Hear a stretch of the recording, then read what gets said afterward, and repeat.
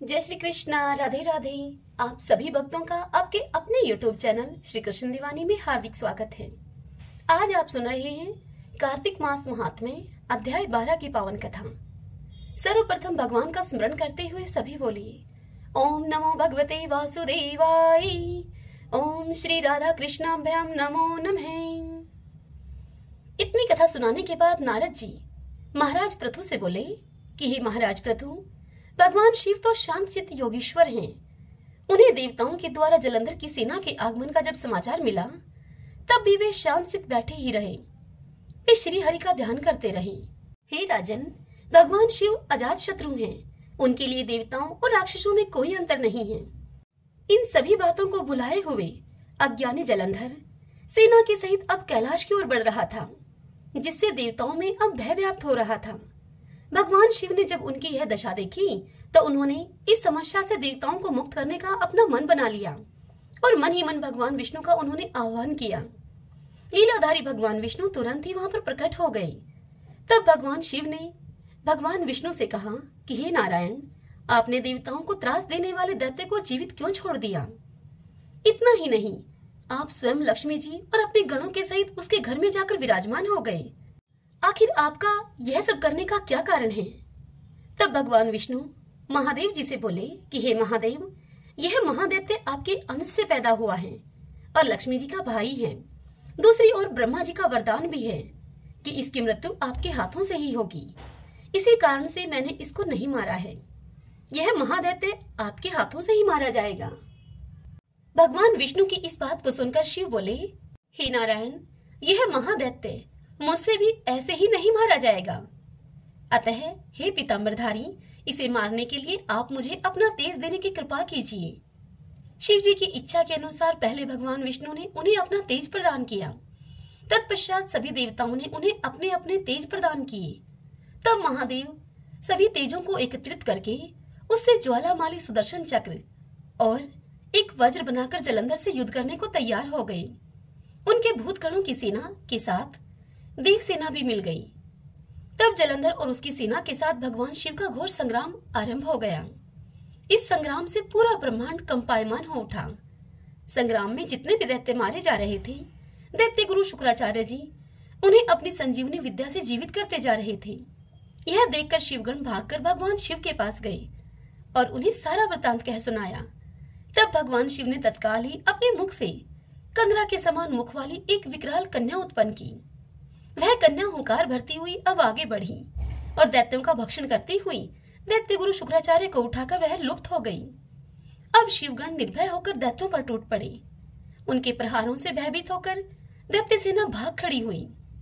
सेना को भागते हुए देखकर जलंधर के सेनापति शुम्भ निशुम्भ और कालनेमी शिवगणों से भिड़ गए। जब दैत्य की सेना के प्रहारों से शिव सेना आहत होने लगी, तब गणेश जी शिवगणों की सेना की ओर से वह लड़ने के लिए आए और उनके तथा शुम्भ के बीच में बड़ा घोर संग्राम हुआ। इस बार अपनी सेना को आहत देखकर जलंधर स्वयं रणक्षेत्र में आ गया। उधर शिवगणों की सेना में से शिव के प्रमुख वीरभद्र भी सामने आ गए। वीरभद्र ने जलंधर पर अनेक प्रहार किए, जिनसे क्रुद्ध होकर जलंधर ने भयंकर बाणों की वर्षा करके देव सेना में भगदड़ मचा दी। अपने गणों एवं सेना की ऐसी पराजय को देखकर भगवान शिव स्वयं नंदी पर सवार होकर सामने आ गए। अब उनमें और दैत्यों में भयानक युद्ध होने लगा। भगवान शिव के बाणों के प्रहारों से दैत्य सेना इस प्रकार से भागने लगी जैसे कि कार्तिक मास के व्रतों से पाप समूह भाग जाते हैं। तभी भगवान शिव के एक गण से दैत्य सेना का सिर कटकर धरती पर जा गिरा। तब भयंकर गर्जना करता हुआ जलंधर अब आगे की ओर बढ़ा। शिव जी ने तुरंत ही उसके रथ के घोड़ों और सारथी को मार डाला। तब जलंधर रथ से कूदकर पृथ्वी पर आ गया और खड़ग लेकर भगवान शिव की ओर दौड़ा। भगवान शिव ने तुरंत ही आगे बढ़कर एक मुक्का उसकी छाती पर मारा। इस प्रहार से जलंधर अब बेहोश हो गया, मगर कुछ ही क्षणों के बाद वह जलंधर फिर से उठकर खड़ा हुआ और युद्धरत हो गया, अर्थात फिर से युद्ध करने लगा। अब दोनों में भयंकर युद्ध होने लगा। जब जलंधर ने देखा कि भगवान शिव तो अजय हैं, तो उसने माया रचनी आरंभ कर दी। उसकी माया से गंधर्व और अप्सराएं युद्ध क्षेत्र में नृत्य एवं गायन करने लगी। भगवान शिव भी उसकी इस माया के वशीभूत होकर युद्ध करना भूलकर अब नृत्य करने लगे। श्रीमन नारायण नारायण हरि हरि, भजमन नारायण नारायण हरि हरि। आइए भगतजनों, अब हम कार्तिक मास की कथाओं का श्रवण करते हैं। तुलसी जी की कथा। सभी बोलिए तुलसी मात की जय। कार्तिक के महीने में सभी औरतें तुलसी माता को सींचने के लिए जाती थीं। सभी औरतें तो तुलसी माता को सींचकर वापस आ जाती थीं, परंतु एक बुढ़िया वहां पर आती, तुलसी माता का पूजन करती और फिर अंत में तुलसी माता से कहती, हे तुलसी माता, सत की दाता, मैं तेरा बिरला सींचती हूँ, तू मुझे बहू दे, पीले रंग की धोती दे, मीठा मीठा ग्रास दे, बैकुंठ में वास दे, चटके की चाल दे, अच्छी मौत दे, चंदन का काट दे, अच्छा राज दे, दाल भात खाने को दे और 11 का दिन दे, कृष्ण का कांधा दे। तब तुलसी माता यह बात सुनकर अब सूखने लगी। तब भगवान श्री कृष्ण ने तुलसी जी से पूछा कि हे तुलसी, तुम क्यों सूख रही हो? सुबह सभी औरतें तुम्हारी पूजा करती हैं, तुम्हें भोग लगाती हैं, फिर भी तुम सूख रही हो। तब तुलसी माता भगवान श्री कृष्ण से बोली कि मेरे मन की आप मत पूछो। तब भगवान श्री कृष्ण उनसे बोले कि अगर यह बात मैं नहीं पूछूंगा तो कौन पूछेगा? तब तुलसी माता ने कहा, हे श्री कृष्ण, एक बुढ़िया रोज आती है और हर दिन मुझे एक ही बात कहकर जाती है। मैं उसे और तो सब कुछ दे दूंगी, लेकिन वह श्री कृष्ण का कांधा मांगती है, वह उसे मैं कहां से दूंगी? यह बात सुनकर भगवान श्री कृष्ण मुस्कुराए और तुलसी जी से बोले कि जब वह बुढ़िया मरेगी तो मैं उसे अपने आप कांधा दे आऊंगा, तुम उस बुढ़िया से कह देना। अब कुछ ही दिन के बाद वह बुढ़िया माई मर गई। तब गांव के लोग उसे उठाकर लेकर जाने लगे, किंतु वह इतनी भारी हो गई कि किसी से भी न उठे। तब सभी ने कहा कि यह तो इतनी पूजा पाठ किया करती थी, पाप नष्ट होने की माला फेरती थी, फिर भी इतनी भारी हो गई। तब भगवान बूढ़े ब्राह्मण का भेष धारण करके वहां पर आए और सभी से पूछने लगे कि कैसी भीड़ है भाई ये? तब वहां खड़े हुए आदमी कहने लगे कि यह बुढ़िया माई मर गई है, बड़ी पापनी थी, इसीलिए किसी से उठती भी नहीं है। तब भगवान ने उन लोगों से कहा कि मेरे को इसके कान में एक बात कहने दो, तब यह आसानी से उड़ जाएगी। तब वहां लोग खड़े हुए थे, वह कहने लगे कि ठीक है भाई, तू भी अपनी कोशिश करके देख ले। तब भगवान बुढ़िया माई के पास गए और उसके कान में कुछ यूं बोले। भगवान श्री कृष्ण ने कहा कि बुढ़िया माई, अपने मन की निकाल ले, पीतांबर की धोती ले, मीठा मीठा ग्रास ले, बैकुंठ का वास ले, चटक की चाल ले, चंदन का काठ ले, झालर की झनकार ले, दाल भात का जीमन ले और कृष्ण का कांधा ले। यह बात सुनकर अब बुढ़िया माई हल्की हो गई, उसे भगवान श्री कृष्ण अपने कंधे पर ले गए। अंत में बुढ़िया माई को मुक्ति मिल गई। हे तुलसी माता, जैसे आपने उस बुढ़िया माई की मुक्ति करी, वैसे ही हमारी भी करना। जैसे भगवान श्री कृष्ण ने उस बुढ़िया माई को कांधा दिया, वैसे ही हमको भी देना। सभी बोलिए तुलसी माता की जय। किसी गांव में एक सेठ सेठानी रहते थे। घर में धन धान्य की उनके किसी प्रकार की कोई कमी नहीं थी। वे दोनों पति पत्नी पीपल देव की नित्यनेम से पूजा किया करते थे। वह दोनों पीपल सींचने के लिए 5 कोस दूर जाया करते थे। समय अब बीतता चला गया, लेकिन उनका यह नियम नहीं बदला। वह दोनों अब वृद्ध हो गए थे। उम्र बढ़ने के कारण अब वह पीपल सींचकर जब घर पर आते तो बहुत ही थक जाते और फिर घर आने के बाद उनसे कुछ काम भी नहीं हो पाता था। एक दिन सेठानी अपने पति से कहती है कि पीपल सींचकर आने के बाद इतनी थकान हो जाती है कि मैं घर का काम भी भली भांति नहीं कर पाती हूँ, जिससे कि घर का काम करने में मुझे देरी हो जाती है। अगर हमारे कोई संतान होती तो वह घर का काम कर लेती। सेठ जी तो पहले से ही मन संतान न होने के कारण बड़े दुखी रहते थे, किंतु सेठानी से इस विषय में वह कुछ कह नहीं पाते थे। लेकिन उनको बात यह खाई जाती थी कि हमारे जाने के बाद इस कारोबार का कौन मालिक होगा, इस कारोबार को कौन संभालेगा। अब आज सेठानी की बात को सुनकर वह भी अत्यधिक दुखी हो गए। सेठ जी की चिंता और अधिक बढ़ गई। सेठ जी को इस प्रकार चिंता में डूबा हुआ देखकर एक दिन सेठानी ने दाई को अपने घर पर बुलाया और उससे कहा कि तुम सेठ जी से जाकर कह दो कि मैं मां बनने वाली हूँ और यही बात गांव में हर जगह फैला दो। गांव के लोगों की औरतों को भी कह दो। अगर तुम ऐसा करोगी तो मैं तुम्हें बहुत अधिक धन दूंगी और 9 लखा हार भी दूंगी। दाई सेठानी की बात को सुनकर लालच में आ गई और फिर दाई ने वैसा ही किया जैसा कि सेठानी ने उससे करने के लिए कहा था। और फिर जब 6 महीने बीत गए तब सेठानी ने गोद भराई का कार्यक्रम रखा और फिर गांव में न्योता दिया गया। तत्पश्चात सेठानी ने दाई को फिर से बुलाया और उससे कहा कि मेरे 9वां महीना जब पूरा हो जाए तब तुम किसी के घर में भी बच्चा पैदा हो, उस बच्चे को लाकर मेरे घर में रुला देना। तुम्हारे ऐसा करने से मैं तुम्हें बहुत अधिक धन दूंगी। दाई ने सेठानी के कहे अनुसार वैसा ही किया। जब सेठानी के 9 महीने पूरे हो गए तब दाई ने एक नवजात शिशु को सेठानी के घर में लाकर रुला दिया और फिर दाई ने यह ढिंडोरा पिटवा दिया कि सेठानी ने एक पुत्र को जन्म दिया है। तत्पश्चात 100 महीना पूरा होने पर सेठानी ने जलवा पूजन का कार्यक्रम रखा। उस कार्यक्रम में उसने पूरे गांव को बुलाया। जब जलवा चूड़े की रस्म होने लगी तब लोगों ने उससे पूछा कि तुम्हारा बच्चा कहाँ है सेठानी। तब सेठानी कहने लगी कि यह पूजा मैं कटार के साथ करूंगी, कुंवर सा को नजर लग जाएगी, इसीलिए उसे अभी बाहर नहीं निकालेंगे। और इसी प्रकार 5 से 6 साल बीत गए। गांव के किसी भी व्यक्ति या किसी भी औरत ने कुंवर सा को नहीं देखा था। फिर एक दिन सेठानी सेठ जी से कहती है कि मेरा बेटा पढ़ने के लिए काशी जी जाएगा। सेठानी की यह बात सुनकर सेठ जी उससे कहते हैं कि मैंने तो आज तक तेरे बेटे को ही नहीं देखा है, कहाँ है तेरा बेटा? जिस बेटे को मैंने आज तक नहीं देखा उसे काशी जी में कैसे भेजूंगा पढ़ने के लिए? यह सुनकर सेठानी बोली कि जैसा मैं बोल रही हूँ आप वैसा ही करिए। पूरे गांव में आप यह बात बता दीजिए कि हमारा बेटा काशी जी पढ़ने के लिए चला गया है। सेठ ने सेठानी के कहे अनुसार सारे गांव में ऐसा ही बोल दिया। अब ऐसे ही समय बीतता गया। फिर एक दिन सेठानी सेठ जी से बोली कि हमारा बेटा अब 16 वर्ष का हो गया है, उसकी शादी करनी है। आप एक सुंदर सुशील कन्या को देखकर मेरे बेटे की शादी करवा दो और घर में बहू ले आओ। सेठानी की इस बात को सुनकर सेठ जी गुस्से में उससे बोले कि तुम क्यों मेरे बुढ़ापे पर मिट्टी फेंक रही हो? जिस बेटे को आज तक मैंने नहीं देखा उसके लिए मैं बहू कहां से लेकर आऊं?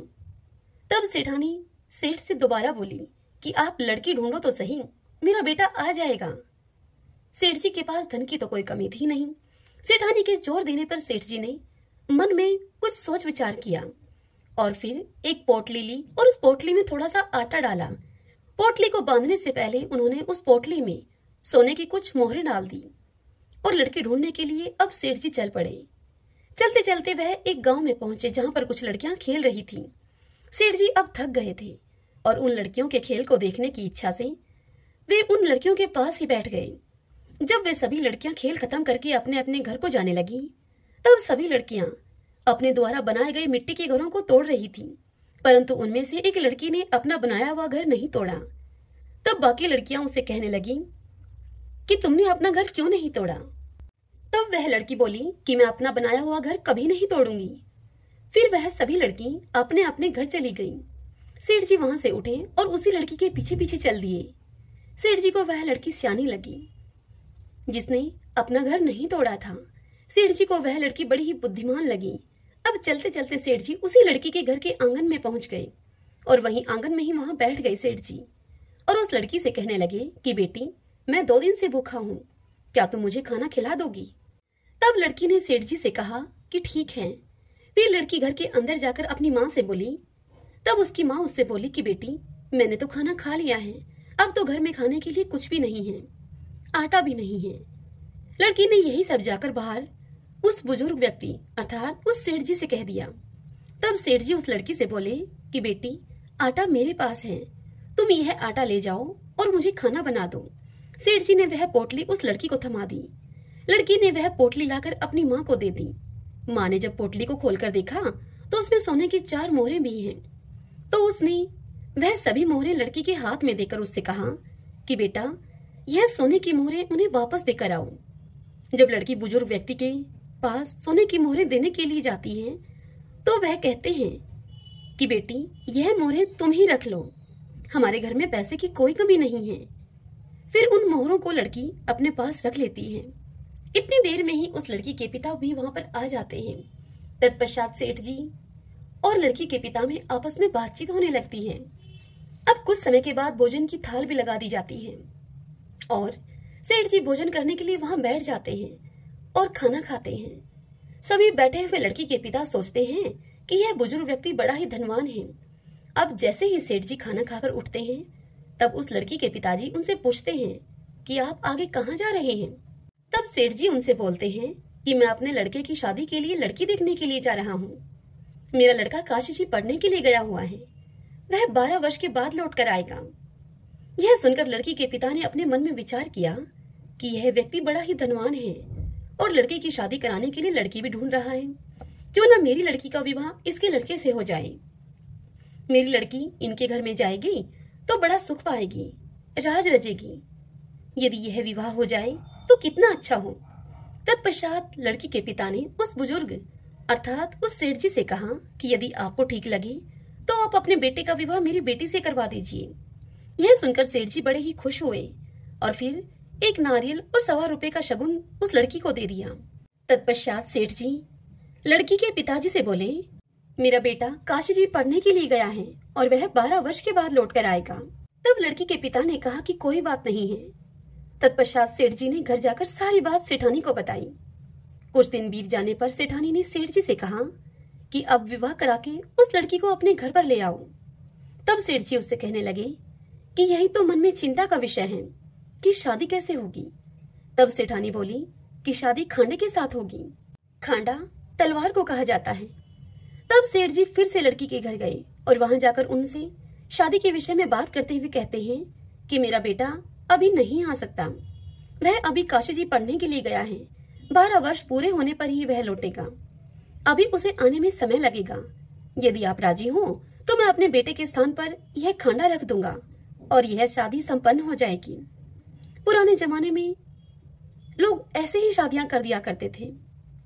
असली कीमत तो आदमी की वचन और जुबान की होती है। सेठ जी की बात को सुनकर लड़की के पिता ने खूब सोच विचार करके लड़की की शादी खांडे के साथ करवा दी। तत्पश्चात सेठ जी बहू को लेकर अपने घर को लौटे। सेठानी बहू को देखकर बड़ी खुश हुई, फूली न समाई। जब सेठ सेठानी पीपल सींचने के लिए जाते तो बहू पीछे से इस घर का सारा काम निपटा लेती और सेठ सेठानी के घर वापस आने पर वह बहू उनके लिए खाना बनाकर तैयार रखती थी और फिर उनके लिए खाना परोसती। तत्पश्चात वह बहू अपनी सास के पैरों की खूब मालिश करती और उनकी खूब सेवा करती और प्रेम के साथ उनके साथ उस घर में रहती। यह सब करते करते अब ऐसे ही 1 वर्ष बीत गया। फिर एक दिन जब सेठ सेठानी पीपल सींचने के लिए गए हुए थे, तब उनके घर की आग बुझ गई।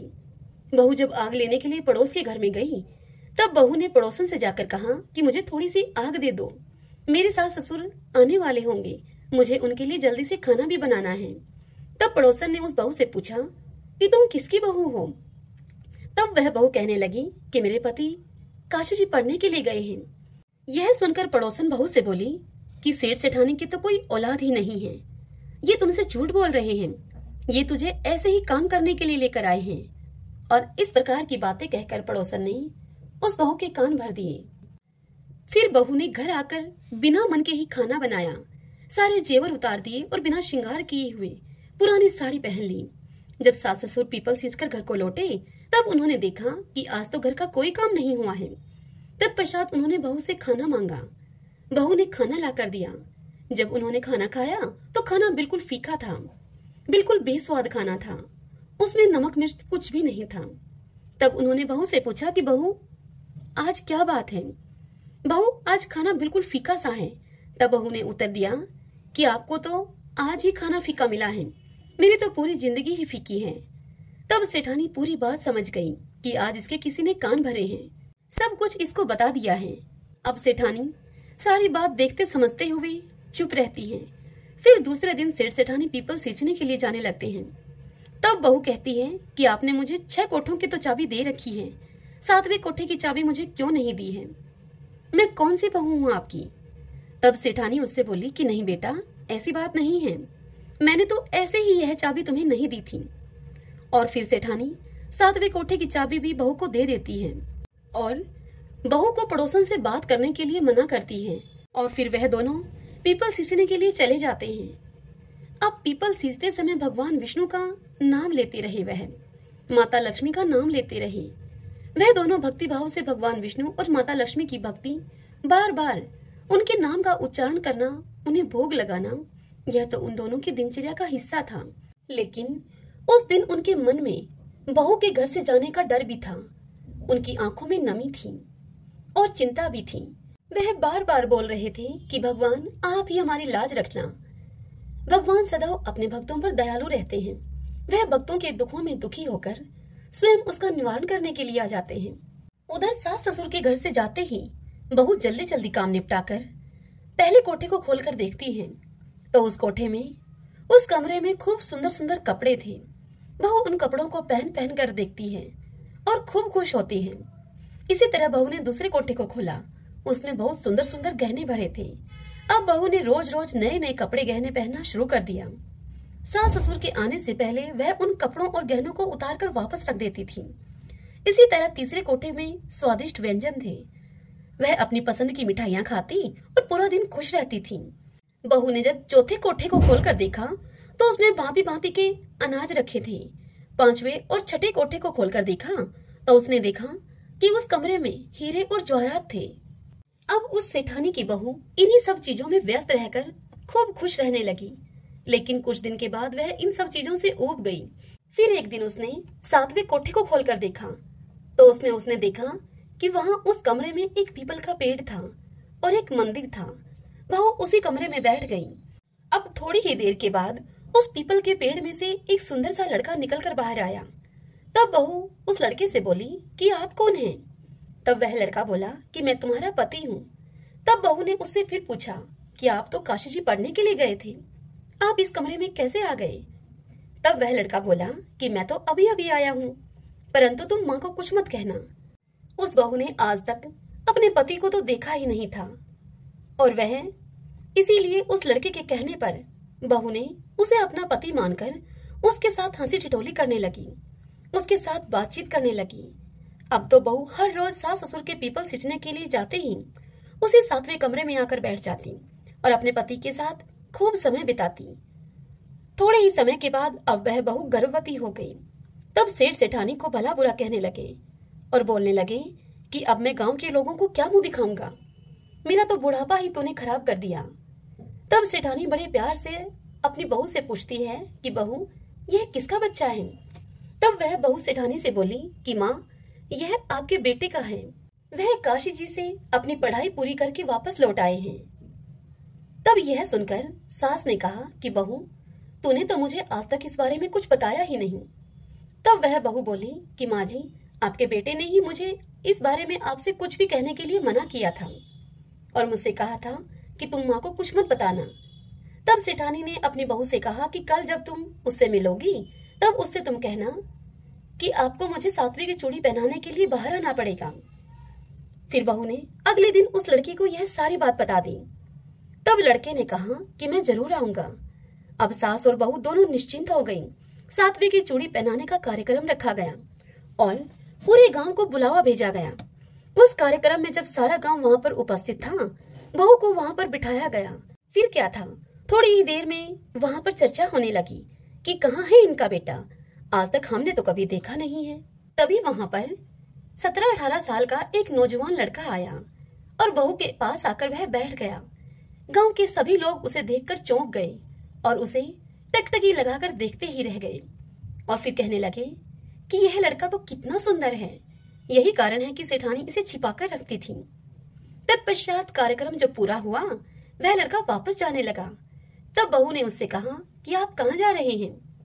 तब वह लड़का बोला कि मुझे जाना पड़ेगा। जैसे ही वह लड़का सातवें कमरे में गया, बहू उसके पीछे पीछे गई। वह लड़का पीपल के पास पहुंचकर जैसे ही सांप की केचुली पहनने लगा, तब उस बहू ने तुरंत ही उस केचुली में आग लगा दी। आग लगने से लड़के के शरीर में अब जलन होने लगी। बहू ने लड़के के शरीर पर दूध डालकर उसकी जलन को शांत किया। फिर वह लड़का बहू और सेठ सेठानी मिलकर एक साथ एक ही घर में रहने लगे। इस तरह उस लड़की के तेज भाग्य से सेठ सेठानी को अपना बेटा मिल गया। हे मेरे पीपल देवता, जैसी कृपा आपने उस लड़की और सेठ सेठानी पर की, वैसी ही कृपा आपकी यह कथा जो भी कहे, सुने, सुनाए और ओंकारा भरे उन सब पर करना। एक छोटी सी लड़की थी, वह भी कार्तिक स्नान करने वालियों के साथ कार्तिक का स्नान किया करती थी। अब कार्तिक का महीना पूरा हुआ, तब सभी कहने लगी कि हम तो गंगा जी जाएंगे, हम जमुना जी जाएंगे। कुछ कहने लगी कि हम हरिद्वार जाएंगे। उन सबको सुनकर वह लड़की कहने लगी, मैं तो अपने राय दामोदर भगवान को जिमाऊंगी, मुझे नहीं जाना कहीं भी। तब उस लड़की की बात सुनकर सभी उससे कहने लगी, कैसे हैं राय दामोदर भगवान, कैसे होते हैं? तब वह लड़की बोली कि मोर मुकुट, गले में वैजयंती की माला और उनके हाथ में पीताम्बर, ऐसे हैं मेरे राय दामोदर भगवान। और फिर सोचने लगी, फिर बोलती है, हाँ ऐसे ही हैं। जब घर गई तो घर जाकर उसने दो मांझ करके रसोई बनाई और फिर दोबारा से मंदिर में आई और भगवान से बोली, आओ मेरे भगवान जीमो। उसे मंदिर में भगवान नहीं मिले। वह मंदिर से शहर गई, शहर से जंगल में गई, जंगल से पहाड़ों पर चढ़ गई। अब उस लड़की को घूमते घूमते सुबह से शाम हो गई और भगवान को वह लगातार पुकारती रही, आओ भगवान जीमो, कहाँ हो भगवान, आओ भोग लगाओ। तब भगवान सोचने लगे कि यह तो ऊपर से गिरकर अब मर जाएगी और मेरे सर इसकी हत्या लगेगी, इसको अब दर्शन देने ही पड़ेंगे। और फिर भगवान ब्राह्मण का रूप धारण करके वहां आए और उस लड़की से बोले कि चल बेटा, तेरा भगवान मैं हूं, तू मुझे जिमा दे। तब उनको देखकर वह लड़की बोली कि तुम मेरे भगवान नहीं हो। तब वह ब्राह्मण बोला, बेटा कैसे हैं तेरे भगवान? तब उस लड़की ने उत्तर दिया कि मेरे भगवान तो मोर मुकुट, गले में वैजयंती माला और उनके हाथ में पीताम्बर हैं, ऐसे हैं मेरे भगवान। यह सुनकर वह ब्राह्मण बोला, ऐसे हैं तेरे भगवान? तब वह लड़की बोली कि हाँ ऐसे हैं मेरे भगवान। तब भगवान ने चतुर्भुजी रूप दिखाया तो वह लड़की खुश होकर उनसे बोली कि हाँ हाँ हाँ, तुम ही हो मेरे भगवान। अब आगे आगे वह बावली खुश होकर भागी जाए और पीछे पीछे भगवान चले आए। अब वह लड़की भागी भागी संग की सहेलियों के घर गई और उनको जाकर बोली कि मेरे घर भगवान आए हैं, चलो तुम भी आ जाओ। तब उसकी सखी सहेलियां व्यंगात्मक उससे बोली कि हाँ इसके घर भगवान आए थे। तब एक आधी जनी बोली उनमें से कि देखें तो सही इसके कैसे भगवान हैं, कैसे दिखते हैं इसके भगवान। भगवान तो अपने भक्तों पर कृपालु होते हैं। जिनके भाग्य में भगवान के दर्शन थे, उन्होंने तो उस छोटी सी लड़की के कहने पर उसके घर में आकर भगवान के दर्शन पाए। हे मेरे राय दामोदर भगवान, जैसे आपने उस लड़की को दर्शन दिए, उसकी प्यारी सखियों को दर्शन दिए, वैसे ही हमको भी देना। इस कथा को कहने वाले, सुनने वाले और हुंकारा भरने वाले सभी को अपने दर्शन देना। सभी बोले राय दामोदर भगवान की जय। या माई कार्तिक का व्रत किया करती थी। उसके लिए भगवान श्री कृष्ण खिचड़ी का कटोरा रख जाते और बुढ़िया माई अपना व्रत खोल लेती थी। यह देखकर पड़ोसन बड़ी जलती थी कि इसका कोई भी नहीं है, फिर भी इसको खिचड़ी खाने के लिए मिल ही जाती है। एक दिन बुढ़िया माई कार्तिक नहाने के लिए गंगा जी गई हुई थी। भगवान आए और खिचड़ी का बेला मकान में रखकर चले गए। पड़ोसन ने खिचड़ी का वह बेला उठाकर मकान के पिछवाड़े में फेंक दिया। जब बुढ़िया माई आई तो उसने खिचड़ी का बेला बड़ा ढूंढा, लेकिन उसको वह कटोरी कहीं न मिली। उस दिन वह बुढ़िया माई भूखी ही रही और कहने लगी, कहाँ गई मेरी खिचड़ी, कहाँ गया मेरा बेला? बेला कटोरे को बोलते हैं। पिछवाड़े में उस खिचड़ी के दो फूल बन गए। राजा आया और उन दोनों फूलों को तोड़कर वह ले गया। दोनों फूल रानी ने सूंघे तो रानी को अब गर्भ रह गया। राजा रानी के कोई संतान तो थी नहीं। फूल सूंघने से रानी के दो लड़के पैदा हुए। लड़के अब बड़े होने लगे, परंतु वह लड़के किसी से भी बोलते नहीं थे। दोनों लड़के शिकार खेलने के लिए जाते तो रास्ते में उस बुढ़िया माई की झोपड़ी पड़ती थी। तब बुढ़िया माई उनसे कहती कि कहाँ गई मेरी खिचड़ी, कहाँ गया मेरा बेला? तब वह लड़के कहते कि हम ही हैं तेरी खिचड़ी, हम ही हैं तेरा बेला। जब भी लड़के शिकार खेलने के लिए जाते तो बुढ़िया माई उनसे हर बार यही कहती और लड़के जवाब में यही उत्तर देते। राजा को जब यह पता चला तो राजा ने बुढ़िया को बुलाया और उससे कहा कि हमसे तो ये लड़के बोलते नहीं हैं, तो उससे ये कैसे बोल लेते हैं? तब बुढ़िया माई ने कहा कि मुझे तो इस बात का कुछ नहीं पता, लेकिन हाँ, जब मैं कार्तिक का व्रत करती थी तो भगवान श्री कृष्ण मुझे खिचड़ी दे जाते थे। एक दिन मुझे खिचड़ी नहीं मिली। जब मैं कहने लगी कि कहाँ गई मेरी खिचड़ी, कहाँ गया मेरा बेला, तब लड़कों ने मुझे बताया, तुम्हारी पड़ोसन ने वह खिचड़ी फेंक दी थी तो उसके फूल बन गए। फूल राजा जी तोड़कर ले गए, जिससे कि हम लड़के हो गए। हमें तो भगवान ने बुढ़िया के लिए ही भेजा है। तब राजा ने बुढ़िया को अपने महल में ही रख लिया। हे कार्तिक के राय दामोदर, जैसे आपने उस बुढ़िया माई को दिया वैसे सबको देना। इस कथा को कहते सुनते हुंकारा भरते सबके परिवार को देना, हमको भी देना और हमारे परिवार को भी देने की कृपा करना। सभी बोलो विष्णु भगवान की जय। पंच भिखु की कथा। एक साहूकार था, उसके एक बेटा और एक बहू थे। साहूकार के बेटे की बहू सुबह जल्दी उठकर कार्तिक में रोजाना गंगा जी नहाने के लिए जाती थी। वह बहू पराये पुरुष का मुंह नहीं देखती थी। एक राजा का लड़का था, वह जब भी गंगा जी नहाने के लिए जाता तो वह सोचता कि मैं इतनी सुबह नहाने के लिए आता हूँ गंगा जी पर, तो भी मुझसे पहले यहाँ कौन नहा लेता है। 5 दिन कार्तिक के अब रह गए। उस दिन साहूकार की बहू तो नहाकर जा रही थी और राजा का बेटा स्नान करने के लिए गंगा जी की तरफ आ रहा था। खुड़का सुनकर अर्थात आवाज सुनकर वह बहू जल्दी जल्दी जाने लगी तो उसकी माला मूचड़ी वहीं पर छूट गई। राजा का लड़का आया तब वह सोचने लगा कि जिसकी माला मोचड़ी इतनी सुंदर है वह खुद कितनी सुंदर होगी। और फिर सारी नगरी में उस राजा के लड़के ने यह ढिंडोरा पिटवा दिया कि जिसकी भी ये माला मोचड़ी है वो मेरे पास 5 रात आएगी। जब साहूकार के बेटे की बहू ने यह ढिंडोरा सुना तब उसने राजा के लड़के को यह कहलवा दिया कि मैं 5 दिन आऊंगी, पर किसी को साग भरने के लिए बैठा देना। तब राजा के लड़के ने गंगा जी पर बिछावन करके एक तोते को पिंजरे में वृक्ष पर टांग दिया। अब दूसरे दिन जब वह बहू गंगा जी के स्नान के लिए आई तब उसने जब पहली पड़ी पर पैर रखा स्नान के लिए तब वह भगवान से बोली कि हे कार्तिक के ठाकुर राय दामोदर, 5 पांडु छठे नारायण, भीखम राजा, उस पापी को नींद आ जाए। साहूकार के बेटे की बहू के इतना कहते ही भगवान ने ऐसी कृपा की कि उस राजा के लड़के को गहरी नींद आ गई।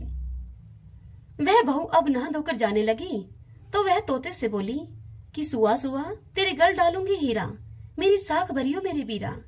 तब सुआ बोला कि कोई वीर भी साख भरता है क्या? तब साहूकार के बेटे की बहू बोली कि सुआ सुआ सुआ तेरे पग घालूंगी नेवर, मेरी साख भरियो मेरे देवर। तब सुआ ने कहा कि अच्छा भाभी, मैं तेरी साख भरूंगा। और वह यह तोते को कहकर चली गई। राजा अब हड़बड़ा कर उठा, सुए से पूछा कि सुआ सुआ क्या वह आई थी? कैसी थी वह? तब वह सुआ बोला, आभा किसी बिजली, होली किसी झल, केले किसी कामनी, गुलाब का सरंग। यह सुनकर राजकुमार ने कहा कि अब तो मैं अंगुली चीर कर बैठूंगा, तब मुझे नींद नहीं आएगी और मैं उसे देखूंगा।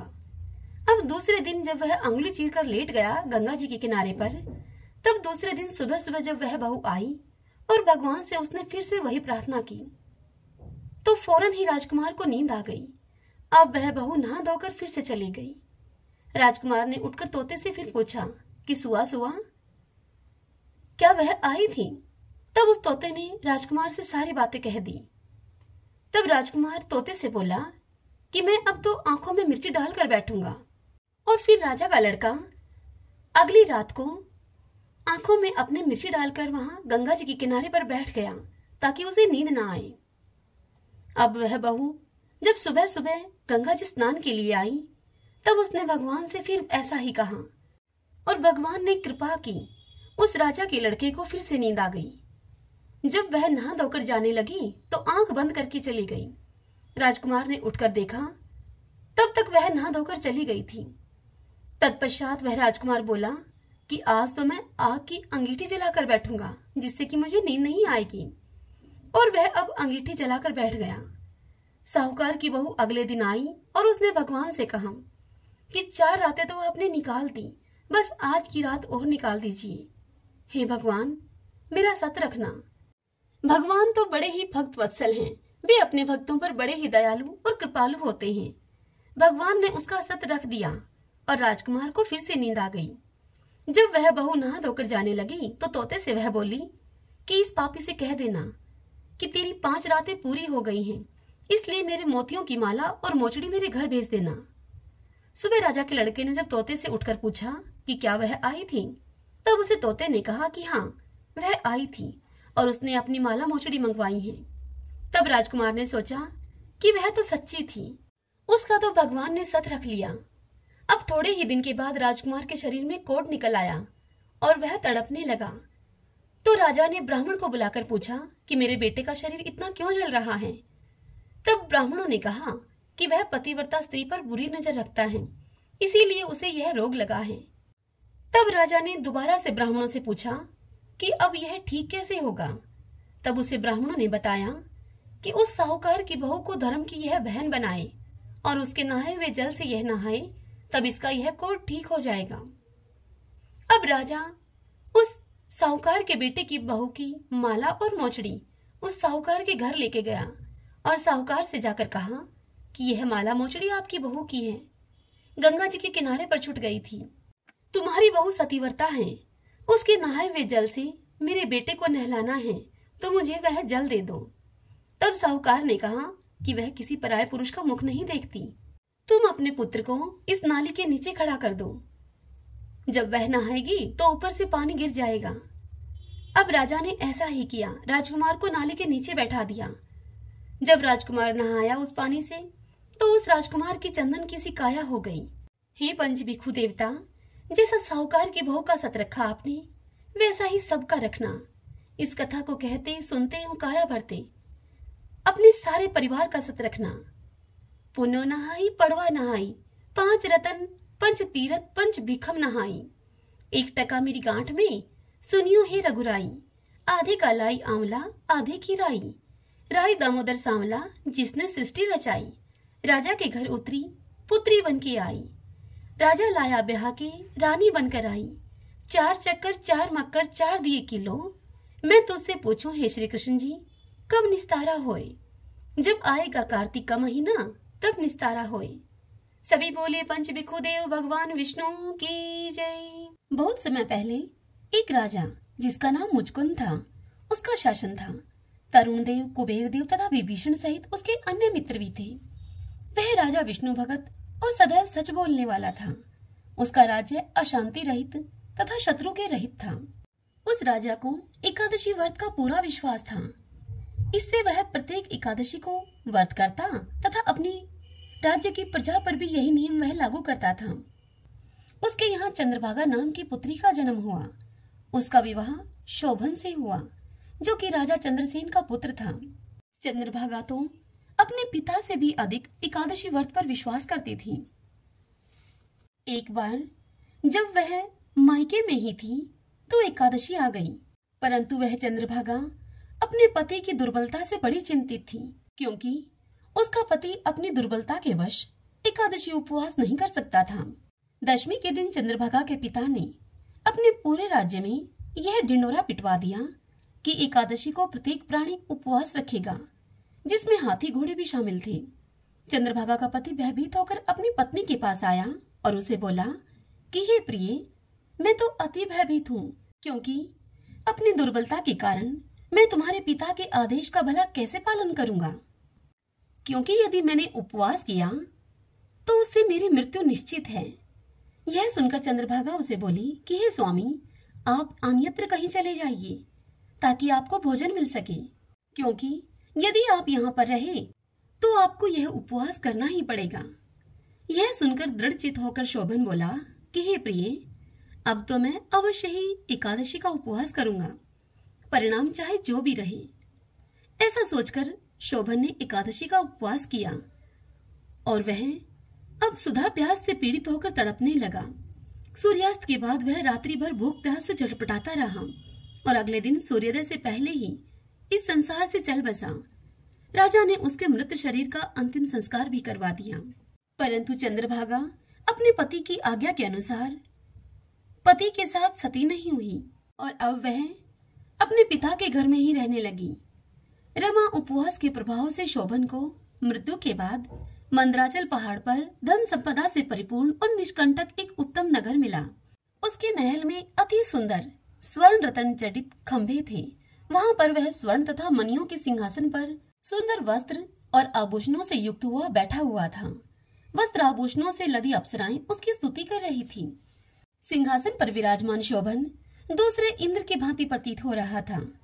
मुचुकुंद नरेश के राज्य में रहने वाला सोम शर्मा ब्राह्मण जब तीर्थ यात्रा करते हुए उस पर्वत पर घूम रहा था तो उसने शोभन को वहां पर देखा।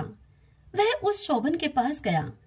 शोभन उसको देखकर सिंहासन से उठ खड़ा हुआ और उसने सोम शर्मा से अपने ससुर और पत्नी चंद्रभागा की कुशल क्षेम पूछी। तब सोम शर्मा बोला कि हे राजन, हम सब तो ठीक ठाक हैं, चंद्रभागा भी कुशल से है।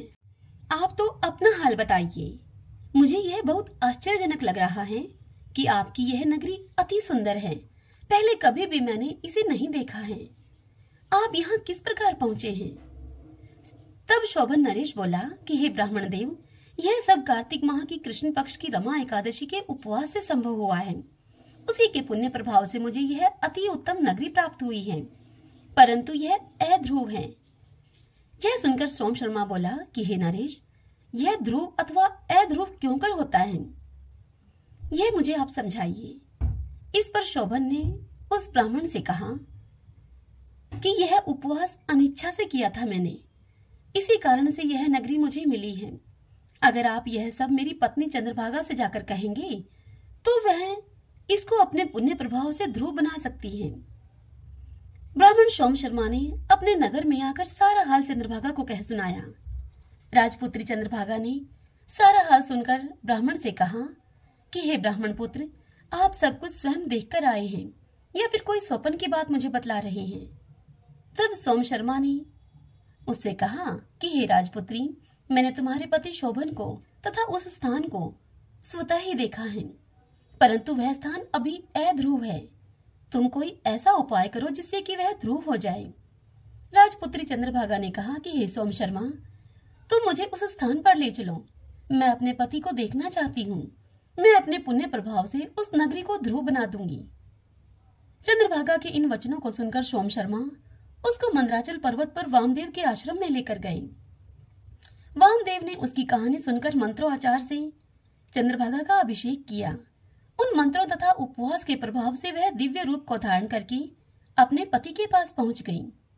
शोभन अपनी भार्या को देखकर अति हर्षित हुआ और उसने सिंहासन पर अपने बाईं ओर बैठने का उसे स्थान दिया। तब वह बोली कि हे स्वामी, अब आप मेरे पुण्य को सुनिए।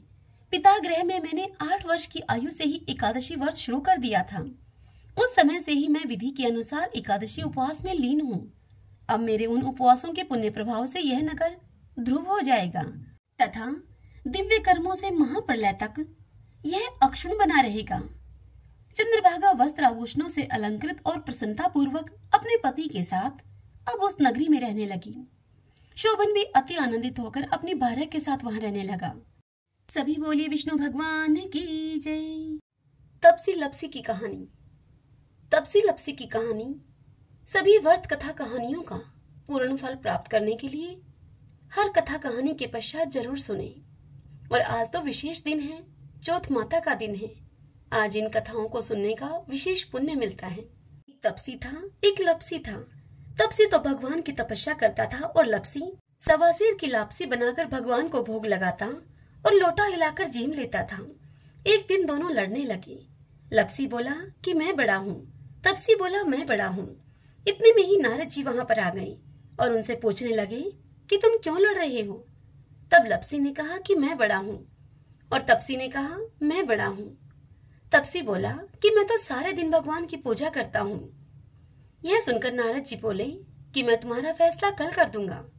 दूसरे दिन तपसी नहा धोकर आ रहा था तो नारद जी ने 1.25 करोड़ की अंगूठी उसके आगे फेंक दी। जब तपसी ने यह देखा कि 1.25 करोड़ की अंगूठी उसके आगे पड़ी है तो उसने वह झट से अंगूठी उठाकर अपनी बगल के नीचे घुटने के नीचे दबा ली और तपस्या करने लग गया। उधर लपसी सुबह उठकर नहा धोकर 1.25 सेर की लापसी बनाकर भगवान को भोग लगाकर लोटा हिलाकर अब जीवने लगा कि इतने में ही नारद जी वहां आ गए और फिर नारद जी ने दोनों को अपने पास बुलाकर बिठाया। तब दोनों ने पूछा कि बताइए महाराज, हम दोनों में से कौन बड़ा है। तब तपसी बोला कि मैं बड़ा हूं। तब नारद जी ने कहा कि तू हाथ उठा। हाथ उठाया तो 1.25 करोड़ की अंगूठी निकली। तब नारद जी तपसी से बोले कि ये अंगूठी तो तब से तुमने चुराई है, इसीलिए तुम्हारी तपस्या अब भंग हो गई। इसीलिए अब लपसी बड़ा है। तपसी बोला कि महाराज, मेरी तपस्या का फल मुझे कैसे मिलेगा? तब नारद जी उसे बोले कि तेरी तपस्या का फल कार्तिक नहाने वाले तुझे देंगी। सभी कथा कहानियों को कहकर तेरी कहानी ना कहेंगी तो कार्तिक का फल उनका खत्म हो जाएगा और वह पुण्य फल तुझे मिलेगा। सभी बोलिए कार्तिक भगवान की जय। ओम नमो भगवते वासुदेवाय। आइए भक्तजनों, तुलसी चालीसा का श्रवण करते हैं। जय जय तुलसी भगवती सत्यवती सुखदानी, नमो नमो हरि प्रियसी श्री विंदा गुण खानी।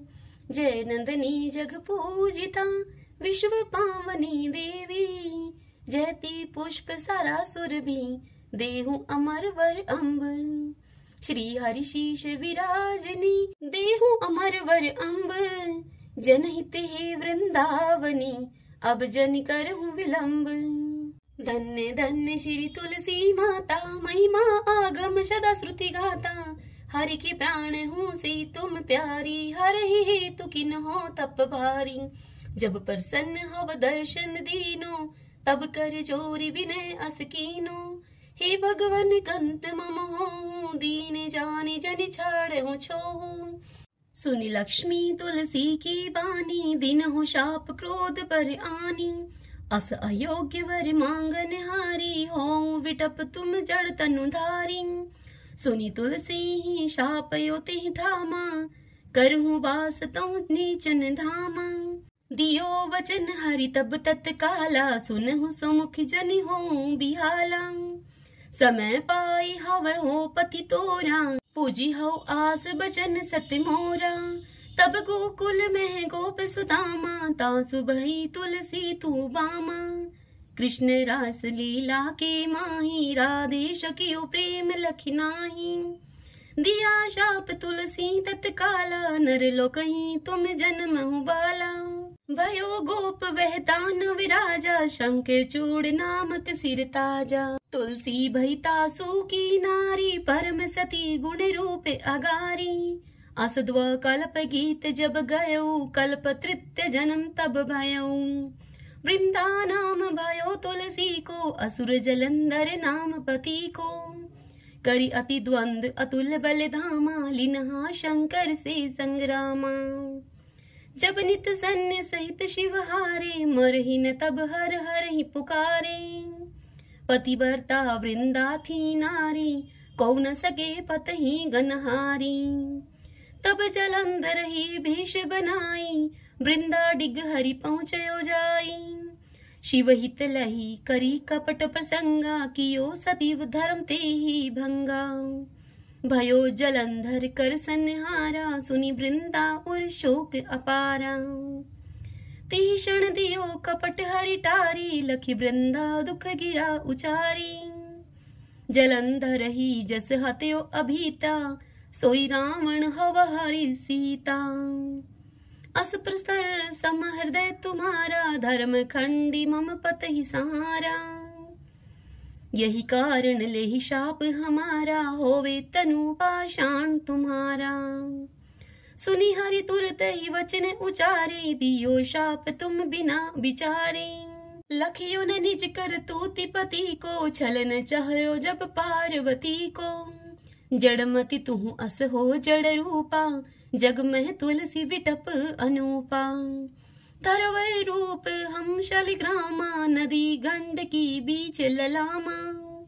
जो तुलसी दह हम ही चढ़ाई है, सब सुख भोगी परम पद पाई है। बिनु तुलसी हरि चलत शरीरा, अतिशय उठत शीश उर पीरा। जो तुलसी दल हरि शिव धारत, जो सहस्त्र घट अमृत डारत। तुलसी हरि मन रंजनि हारी, रोग दोष दुख भंजनि हारी। प्रेम सहित हरि भजन निरंतर, तुलसी राधा में नहीं अंतर। सभी बोलिए तुलसी माता की जय। आइए भक्तजनों, अब हम तुलसी माता की आरती और कार्तिक भगवान की आरती करते हैं। जय जय तुलसी माता, जय जय तुलसी माता। सब जग की सुखदाता वरदाता जय तुलसी माता। सब योगों के ऊपर सब रोगों के ऊपर रुज से रक्षा करके भवत्राता जय जय तुलसी माता। बटुपुत्री हे श्यामा सुर बलि हे ग्राम्या विष्णु प्रिय जो तुमको सेवे सो नर तर जाता जय जय तुलसी माता। हरि के शीश विराजत त्रिभुवन से हो वंदित पतित जनों की तारिणी विख्याता जय जय तुलसी माता।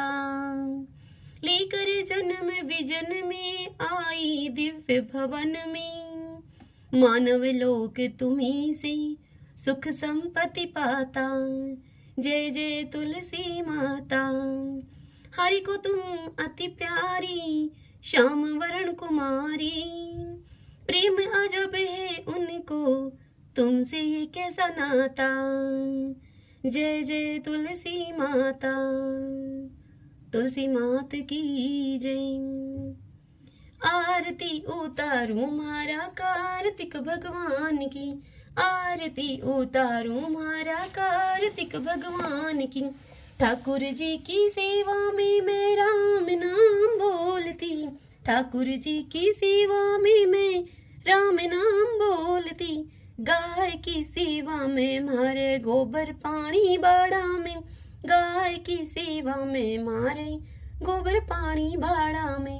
तुलसी की सेवा में मारे तुलसी फल फूल आंगन में तुलसी की सेवा में मारे तुलसी फल फूल आंगन में। आरती उतारूं मारा कार्तिक भगवान की आरती उतारूं मारा कार्तिक भगवान की। ठाकुर जी की सेवा में मैं गंगा जल से नहावती ठाकुर जी की सेवा में मैं गंगा जल से नहावती। गाय की सेवा में मारे दूध दही बिलोना में गाय की सेवा में मारे दूध दही बिलोना में। तुलसी जी की सेवा में मारे बरकत है घर आंगन में तुलसी जी की सेवा में मारे बरकत है घर आंगन में। आरती उतारूं मारा कार्तिक भगवान की आरती उतारूं मारा कार्तिक भगवान की। ठाकुर जी की सेवा में तिलक लाग्यो मारा माथा में ठाकुर जी की सेवा में तिलक लाग्यो मारा माथा में। गाय की सेवा में मारे घी धरो है घिलड़ी में गाय की सेवा में मारे घी धरो है घिलड़ी में। तुलसी जी की सेवा में मारे दीवा बाती क्यारा में तुलसी जी की सेवा में मारे दीवा बाती क्यारा में। आरती उतारूं मारा कार्तिक भगवान की आरती उतारूं मारा कार्तिक भगवान की। ठाकुर जी की सेवा में माखन मिश्री डोना में ठाकुर जी की सेवा में माखन मिश्री दोना में। गाय की सेवा में मारे छाछरा पड़ी थाली में गाय की सेवा में मारे छाछरा पड़ी थाली में। तुलसी जी की सेवा में मारे अखंड सुहाग साथ में तुलसी जी की सेवा में मारे अखंड सुहाग साथ में। आरती उतारूं मारा कार्तिक भगवान की आरती उतारूं मारा कार्तिक भगवान की। ठाकुर जी की सेवा में मैं नित उठ मंदिर जावती ठाकुर जी की सेवा में मैं नित उठ मंदिर जावती। गाय की सेवा में मैं नित उठ के भुआरी लगावती गाय की सेवा में मैं नित उठ कर भुआरी लगावती। तुलसी जी की सेवा में नित जल से क्यारी में तुलसी जी की सेवा में नित जल से क्यारा में। आरती उतारूं मारा कार्तिक भगवान की आरती उतारूं मारा कार्तिक भगवान की। ठाकुर जी की सेवा में सखियों का संग है मंदिर में ठाकुर जी की सेवा में सखियों का संग है मंदिर में।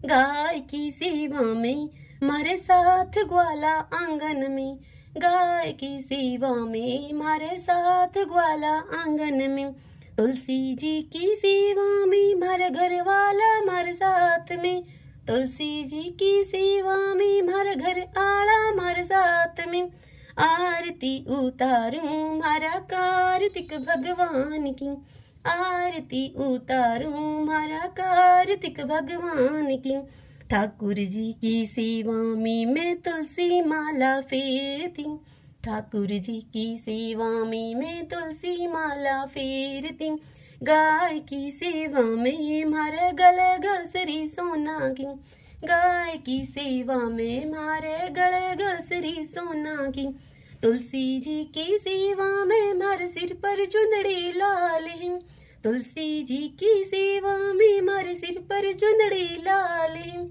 आरती उतारूं मारा कार्तिक भगवान की, आरती उतारूं मारा कार्तिक भगवान की, ठाकुर जी की सेवा में बैकुंठा में मैं जामती, ठाकुर जी की सेवा में मैं बैकुंठा में जामती, गाय की सेवा में मैं पापों से मुक्ति पावती, गाय की सेवा में मैं पापों से मुक्ति पावती, तुलसी जी की सेवा में सातों जन्म सुख पावती, तुलसी जी की सेवा से मैं सातों जन्म सुख पावती, आरती उतारूं मारा कार्तिक भगवान की, आरती उतारूं मारा कार्तिक भगवान की।